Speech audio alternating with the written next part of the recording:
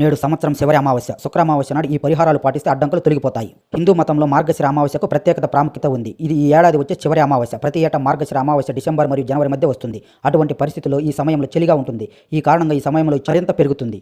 ఈ మాసంలో స్నానం చేయడం, దానం చేయడం వలన విశేష ఫలితాలు పొందడానికి వీలవుతుంది. ఇది ప్రత్యేకమైన పూర్వీకులకు అంకితం చేయబడినదిగా తెలుస్తుంది. మార్గశిర అమావాస్య నాడు ఇచ్చే విరాళాలు పూర్వీకుల పేరిట ఇవ్వాలి. హిందూ గ్రంథాల ప్రకారం అమావాస్య రోజున పూర్వీకులు తమ వారసులకు చాలా దగ్గరగా వచ్చి వారి విరాళాలను స్వీకరించి వారి ఆశీర్వాదాలు ఇస్తారు. ఈ నెలలో కొన్ని పరిహారాలను పాటించడం వలన పితృదోషాలు తొలగేందుకు కూడా వీలవుతుంది. అదే సమయంలో జీవితంలో అడ్డంకులు కూడా పూర్తిగా తొలగిపోతాయి.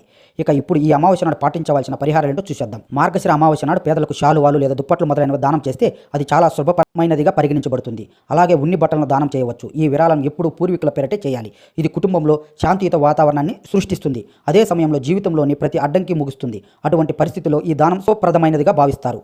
మీ అవసరమైన వారికి ఆహార పదార్థాలు కూడా విరాళంగా ఇవ్వవచ్చు. ఈ అమావాస్య పశు పక్షుల కోసం ఏదైనా చేస్తే అది చాలా పుణ్యకార్యంగా పరిగణించబడుతుంది.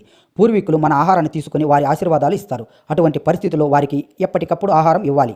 ముఖ్యంగా కాకులు మరియు కుక్కలకు ఆహారం ఇవ్వడం అత్యంత శుభప్రదమైనదిగా పరిగణించబడుతుంది. ఇలా చేయడం ద్వారా పూర్వీకులు ఆశీర్వాదాలు పొందవచ్చు. ఈ అమావాస్య నాడు పవిత్ర నదిలో స్నానం చేస్తే కూడా ఎంతో మంచిది. పవిత్ర నదిలో స్నానం చేసే అవకాశం లేనివారు స్నానపు నీటిలో కొంత గంగజలాన్ని కలిపి స్నానం చేయవచ్చు. ఇది కూడా సమానంగా పవిత్రమైనదిగా పరిగణించబడుతుంది.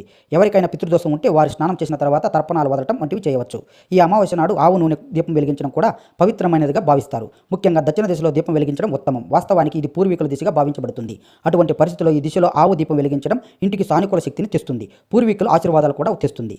అమావాస్య సమయంలో రావి చెట్టు పరిహారాలు శుభప్రదమైనదిగా పరిగణించబడుతుంది. అమావాస్య రోజు సాయంత్రం రావి చెట్టు కింద దీపం వెలిగించి హృదయపూర్వకంగా ప్రార్థించాలి. అలాగే ఈ చెట్టు చుట్టూ 7 ప్రదర్శనలు చేయాలి. హిందూ మత విశ్వాసాల ప్రకారం ఇలా చేయడం ద్వారా పితృదోషం చాలా వరకు తగ్గుతుంది. వీడియో నచ్చినట్లయితే లైక్ చేయండి, షేర్ చేయండి, సబ్స్క్రైబ్ చేసుకోండి.